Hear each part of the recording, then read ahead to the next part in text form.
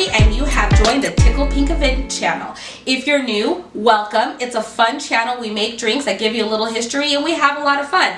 If you've been watching, welcome back. I'm so happy you came back to join me.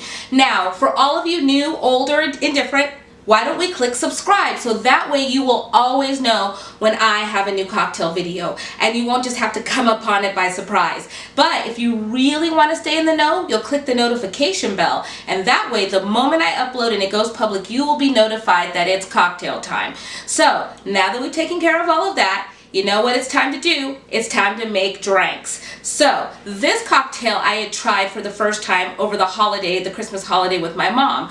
She and I are both big bourbon rye drinkers. It's one of our favorite spirits, but we had tried, you know, the Manhattans, the old fashions, the sours. But when she told me about this cocktail she had tried at her favorite bar back in my hometown, I was intrigued. She's like, no, you got to try it. It's really good. We love it. We get it at happy hour all the time. And I drink a lot of cocktails, so I was surprised that there was something that she knew that I didn't know. And when I tried it, I could see why she loved it. I was in love. I was so excited.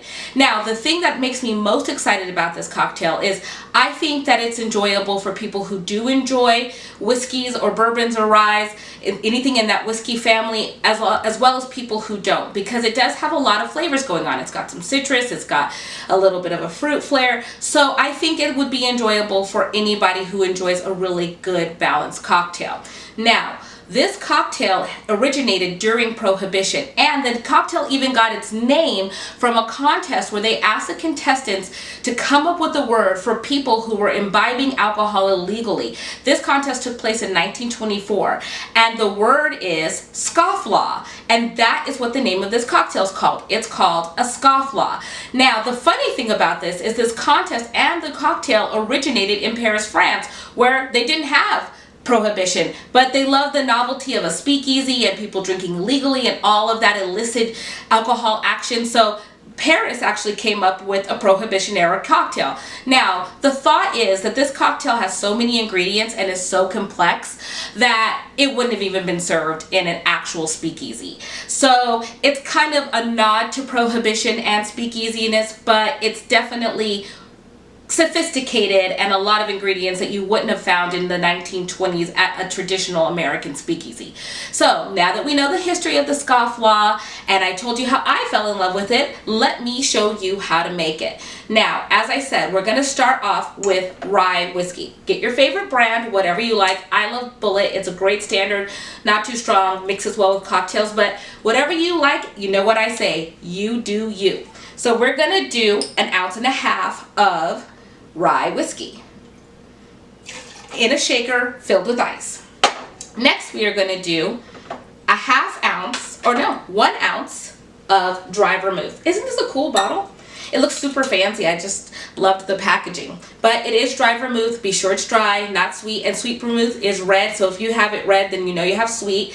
But if it's clear, it's typically dry. So we're going to do 1 ounce of Dry Vermouth. See, and you can use your dry vermouth in something other than like a martini, which I know a lot of people are like a really dry martini, which is like no vermouth. But if you have some of this sitting around in your liquor cabinet and you don't know what to do with it, make a Scofflaw. Next, we are going to use 3/4 ounce fresh lemon juice. So we're going to do some freshly squeezed lemon juice, which I squoze myself with my own little hands, 3/4 ounce in here. And that gives it that bright citrusy flavor. Then we are going to use grenadine. Now I'm using maraschino cherry liqueur because the grenadine at my local liquor store is a little sketchy. It had ingredients I wasn't excited about. Oh, got it open. Muscles. That's why I go to the gym, to open bottles. So I'm using the cherry liqueur because it's still the same sweet, berry, fruity flavor. And we need 3/4 ounce of that. So we're going to go ahead and do that. And this is going to give it that fruity flavor, a little sweet edge. You don't have to add simple syrup because you have this, which is pretty much functioning as the sweetener in this cocktail. Next, we're going to add 2 dashes. 2 ounces of bitters would be kind of horrific. But, you know, 2 dashes. 2 dashes of orange bitters. So see, we're keeping up with the flavor notes of citrus. And this is what I'm telling you. It's definitely not a cocktail you would think was a whiskey-based cocktail. So give it a try. Next, you know what comes up next? We're gonna shake, shake, shake. Shake, shake, shake. Give it a good one. Work those arm muscles out. I usually wait until my hand is too cold and can't do it anymore. And there we go. And I'm kind of happy my shirt stayed up because I was a little worried there.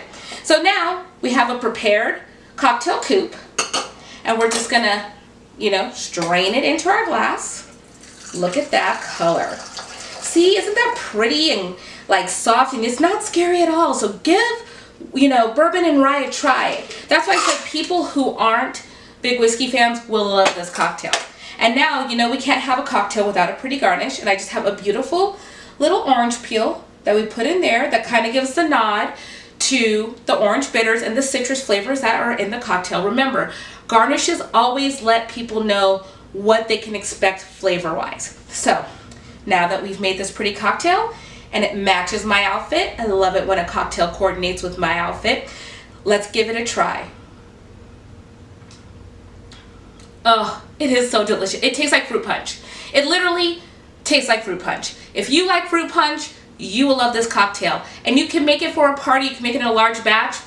It's super smooth, super easy, and I think it will be a nice mix-up in your cocktail game if you are a bourbon rye drinker. So I hope you'll give the Scofflaw a chance if you're feeling a little illegal, and let me know what you think in the comments below. Have a great day, everybody, and cheers!